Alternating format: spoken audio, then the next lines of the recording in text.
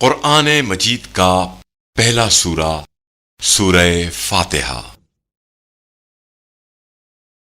سورہ فاتحہ کے متعلق چند مختصر نکات تلاوت و ترجمے کے ساتھ۔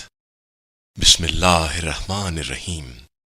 سورہ فاتحہ موجودہ ترتیب کے اعتبار سے قرآن مجید کا پہلا سورہ ہے، جبکہ ترتیب نزول کے لحاظ سے 5واں سورہ ہے۔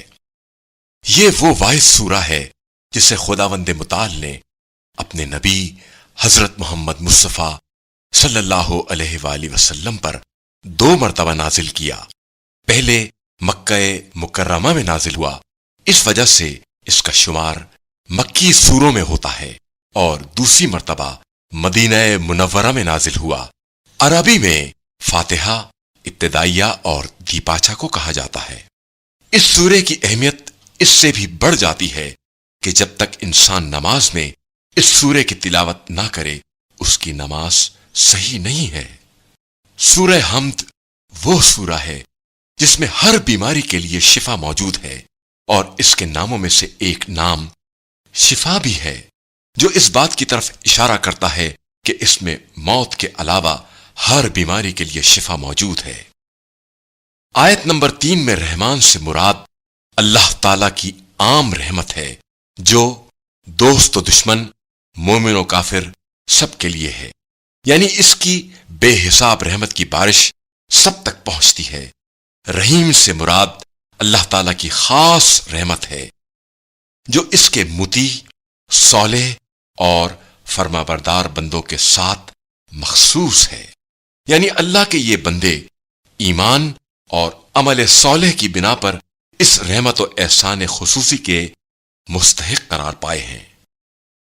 آیت نمبر 5 میں اللہ ہی کی عبادت اور اسی سے مدد طلب کرنے کا ذکر ہے۔ اس کے ذریعے عبادت و بندگی کی طرف جس خوبصورت انداز میں اشارہ کیا گیا ہے، حقیقت میں ان اشاروں کے ذریعے توحید کی تمام اقسام کو بیان کیا گیا ہے۔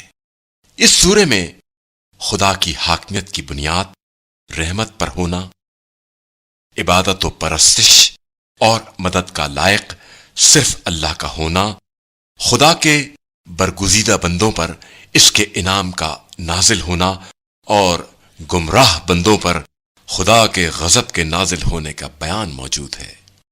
حضرت امام محمد باقر علیہ السلام فرماتے ہیں کہ جس مریض کو سورہ حمد پڑھنے کے بعد افاقہ نہ ملے، اسے کوئی چیز بھی افاقہ نہیں دے سکتی۔ اعوذ باللہ من الشیطان الرجیم۔ پناہ مانگتا ہوں میں اللہ کی شیطان مردود سے۔ بسم اللہ الرحمن الرحیم۔ شروع نام سے اللہ کے جو بڑا مہربان نہایت رحم کرنے والا ہے۔ الحمد للہ رب العالمین۔ ساری تعریف اللہ کے لیے ہے جو عالمین کا پالنے والا ہے۔ الرحمن الرحیم۔ وہ عظیم اور دائمی رحمتوں والا ہے۔ مالک یوم الدین۔ روز قیامت کا مالک و مختار ہے۔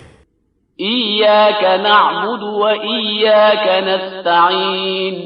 پروردگار، ہم تیری ہی عبادت کرتے ہیں اور تجھی سے مدد چاہتے ہیں۔ اہدنا الصراط المستقیم۔ ہمیں سیدھے راستے کی ہدایت فرماتا رہ۔ صراط الذین انعمت علیہم غیر المغضوب علیہم ولا الضالین۔ جو ان لوگوں کا راستہ ہے جن پر تو نے نعمتیں نازل کی ہیں، ان کا راستہ نہیں جن پر غضب نازل ہوا ہے یا جو بہکے ہوئے ہیں۔